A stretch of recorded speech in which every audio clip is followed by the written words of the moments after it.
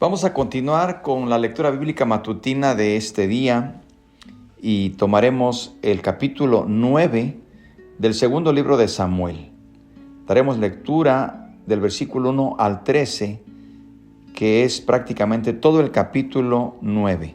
Mientras usted ubica la lectura y se prepara para leer con nosotros o escucharnos, aprovecho para desearle que tenga una semana bendecida, que el Señor le fortalezca a la hora que nos esté escuchando, donde quiera que se encuentre. Dios le bendiga rica y abundantemente. Y también quiero agradecerle por los mensajes que nos escribe. Gracias por sus saludos, por sus likes. Gracias por compartir la lectura con sus contactos para que pueda llegar a más personas. Y también gracias por sus oraciones. Así que bueno, pues si ya estamos listos, daremos lectura a la bendita palabra de Dios. Dice así: Dijo David: ¿Ha quedado alguno de la casa de Saúl a quien haga yo misericordia por amor de Jonatán? Y había un siervo de la casa de Saúl que se llamaba Siba, al cual llamaron para que viniese a David, y el rey le dijo: ¿Eres tú Siba? Y él respondió: Tu siervo.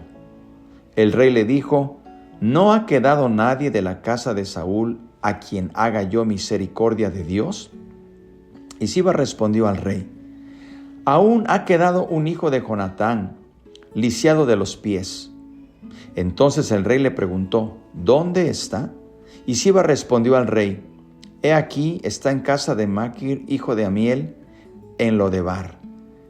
Entonces envió el rey David y le trajo de la casa de Maquir, hijo de Amiel, de Lodebar. Y vino Mefiboset, hijo de Jonatán, hijo de Saúl, a David, y se postró sobre su rostro e hizo reverencia. Y dijo David: Mefiboset. Y él respondió: He aquí tu siervo. Y le dijo David: No tengas temor, porque yo a la verdad haré contigo misericordia por amor de Jonatán tu padre, y te devolveré todas las tierras de Saúl tu padre, y tú comerás siempre a mi mesa. Y él inclinándose dijo: ¿Quién es tu siervo para que mires a un perro muerto como yo? Entonces el rey llamó a Siba, siervo de Saúl, y le dijo: Todo lo que fue de Saúl y de toda su casa, yo lo he dado al hijo de tu señor. Tú pues le labrarás las tierras, tú con tus hijos y tus siervos, y almacenarás los frutos, para que el hijo de tu señor tenga para comer. Pero Mefiboset, el hijo de tu señor, comerá siempre a mi mesa. Y tenía Siba 15 hijos y 20 siervos. Y respondió Siba al rey: Conforme a todo lo que ha mandado mi señor el rey a su siervo, así lo hará tu siervo. Mefiboset, dijo el rey, comerá a mi mesa como uno de los hijos del rey. Y tenía Mefiboset un hijo pequeño que se llamaba Micaía. Y toda la familia de la casa de Siba eran siervos de Mefiboset. Y moraba Mefiboset en Jerusalén, porque comía siempre a la mesa del rey, y estaba lisiado de ambos pies. Amén. Hasta aquí termina el capítulo 9 en sus 13 versículos. Vamos a hacer unas breves consideraciones. Primeramente, queridos hermanos y amigos, notamos que la nación estaba ahora segura y prosperaba. David gozaba de buena salud y sin lugar a duda disfrutaba de felicidad. Tenía mucho por qué estar agradecido. Reflexionando sobre el misericordioso trato que Dios le había prodigado, recordó la promesa que le hizo primeramente a su querido amigo Jonatán y posteriormente al rey Saúl, padre de Jonatán. Esto lo encontramos en el primer libro de Samuel, capítulo 20 y capítulo 24. De alguna manera, en medio del torbellino de actividades que lo ocuparon al ascender al trono, había pasado por alto el compromiso que había hecho. El compromiso era defender y velar por los miembros de la familia de Jonatán. Y hace una pregunta y dice: ¿No ha quedado nadie de la casa de Saúl para que yo lo favorezca con la misericordia de Dios? Esa fue la considerada pregunta de un hombre agradecido, hermanos y amigos. La palabra misericordia que aparece en la pregunta de David ha sido traducida como bondad misericordiosa o gracia. En el Nuevo Testamento, este último término es el más aceptado. Se define como bondad inmerecida e incondicional que nunca puede ser recompensada. Lo que hace tan única y sobresaliente la pregunta de David es que era lo último que pudiera esperarse que dijera acerca de su antiguo enemigo. La prioridad inmediata después de la ascensión al trono de un nuevo rey en épocas antiguas era el dar muerte a todos los miembros de la familia de aquel que le había precedido en el poder. No fuera que se le ocurriese reclamar algún día el título real. Notemos también que el ofrecimiento no es condicional, no pregunta, ¿hay alguno que merezca bondad o sea digno de ella? No, simplemente pregunta por alguno. Hermanos y amigos, esta es la gracia. Pues bien, en realidad había ese alguno, Siba, quien con anterioridad había sido un servidor empleado por Saúl, llevaba cuenta de lo que le había ocurrido a la familia y le informó a David. Y le dijo, todavía existe un hijo de Jonatán, un hombre llamado Mefiboset. Pero David añadió, hay algo que debes saber también. Y David pregunta y contesta al siervo, este hombre es lisiado de ambos pies. La insinuación parecía implicar que debía pensarlo 2 veces. ¿Por qué le hace la referencia a que es un hombre lisiado? Quizás vale la pena mandar por él. Quizás vale la pena rescatarlo. Pero a David no le importa que sea un hombre lisiado. David no pregunta por la severidad del impedimento físico, sino que indagó, ¿dónde está? Hermanos, eso es la gracia también, y amigos.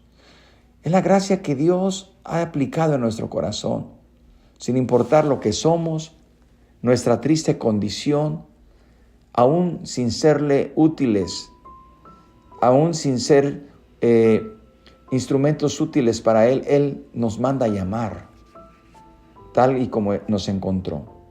Y así como hace la pregunta David, ¿dónde está? ¿Y cómo lo puedo contactar? Quiero decirles que nuestro Señor Jesucristo nos vino a buscar personalmente. No mandó a un siervo. Él mismo vino a buscar y a salvar lo que se había perdido. Pero volviendo a nuestra lectura, la respuesta de Siba cuando David le dice ¿dónde está y cómo le puedo contactar? La respuesta es que está en casa de Maquir, hijo de Amiel, en Lodebar. Como lo indica este último nombre, cuyo significado literal es sin pasto. El hijo de Jonatán vivía en un lugar árido y desolado. ¿Cómo pudo ocurrir que el hijo de Jonatán hubiera quedado lisiado y que viviera en un lugar tan desértico? Eso ocurrió cuando Mefiboset tenía solo 5 años de edad, cuando la niñera que lo cuidaba supo de la muerte en combate de Saúl y Jonatán. Dice la Escritura que en aquel momento tomó al niño en brazos y huyó con él, creyendo que si lo capturaban le darían muerte. Como la niñera iba corriendo con el niño en brazos, el pequeño se le deslizó seguramente de las manos y cayó al suelo, haciéndose daño en ambos pies. Según lo que entendemos en la Escritura, el niño, después un hombre, nunca se recuperó por completo de la caída y por el resto de sus días caminó como una persona inválida, con una situación seguramente con muletas o cojeando.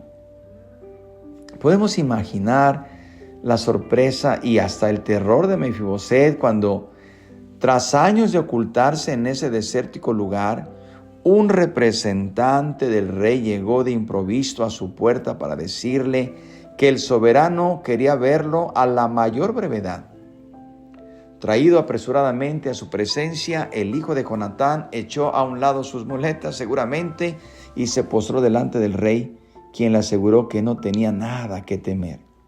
No obstante, el miedo debió estarlo estremeciendo todavía cuando David le anunció que le estaba devolviendo todas las tierras que habían sido de su abuelo.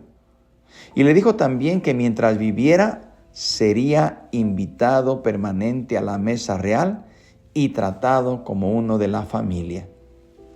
Queridos hermanos y amigos, a duras penas podía Mefiboset creer lo que estaba oyendo. Si recapitulaba su vida, no podía encontrar las razones por las que el rey debiera demostrarle semejante bondad a quien se veía a sí mismo de tan poco valor e indeseado como un perro muerto. Pero nada de eso importaba. David quería mostrarle misericordia, no por algo que hubiese hecho ni por lástima, sino por amor a su padre, Jonatán, y por encima de todo por el amor y la misericordia que Dios había tenido con David. Podemos imaginarnos el cambio en la vida de Mefiboset, de vivir junto con su hijo en un lugar árido y desolado. Ahora pasaba a ser residente permanente del palacio real. De aquella vestimenta de harapos y la comida miserable pasaba a las vestiduras reales y a compartir la misma comida que se le servía al rey. De la manera como la bondad de Dios se expresó mediante David sobre Mefiboset, hermanos y amigos, así debe ser su misericordia y su gracia expresarse en nuestra vida siempre. Dice 1 de Juan 4:11, amados, si Dios así nos ha amado, también debemos amarnos unos a otros. Es impensable que, habiendo conocido la bondad de Dios, nuestro corazón no se preocupe por las necesidades de los otros. Recordemos que la gracia de Dios debe encontrar allí un lugar para los demás. Este capítulo que hemos leído, el capítulo 9, como hemos visto, nos ilustra la forma en que actúa la gracia de Dios. Nos está dando un ejemplo de cómo actúa la gracia de Dios. Al igual que Mefiboset, hermanos y amigos, nosotros somos sacados de nuestra triste desolación espiritual, de nuestra triste condición humana. Somos restaurados, somos levantados y somos puestos en un lugar hermoso en la mesa del Señor. Nunca olvidemos, hermanos y amigos, que nuestro Señor Jesucristo nos rescató y nos convirtió en hijos de Dios e hijas de Dios, no tratándonos como merecían nuestros hechos, nuestros pecados, sino según su misericordia.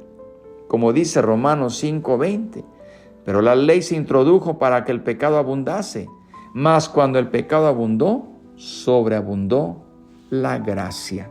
Bendito sea Dios. ¿Qué le parece si oramos y le decimos al Señor, te bendecimos por tu gracia, por tu don inefable? Tú nos mandaste llamar, nos sacaste del pozo de la desesperación, del lodo cenagoso. Tú nos levantaste de los escombros, nos has dado un nombre nuevo, una familia en Cristo. Nos has sentado a la mesa con los príncipes de tu pueblo, Señor. Nos has dado un honor único de ser llamados tus hijos, de ser una nación santa, un pueblo adquirido, un real sacerdocio. Señor, somos privilegiados. También nos sacaste de nuestra ruina, de nuestra tristeza y de nuestra desgracia, y nos has hecho sentar en tu mesa. Gracias, gracias, Señor, porque siendo inmerecedores, siendo incapaces de hacer algo por nosotros mismos, tú lo hiciste todo. Te bendecimos, Señor, y te glorificamos. Te pedimos, Señor, por las necesidades y por las peticiones de oración. En el nombre precioso de Cristo Jesús te bendecimos. Amén. Hermanos y amigos, Dios les bendiga y no se pierdan la lectura del día de mañana, porque iniciaremos el capítulo 10. Por lo pronto, que el Señor les bendiga y aquí les esperamos con el favor de Dios.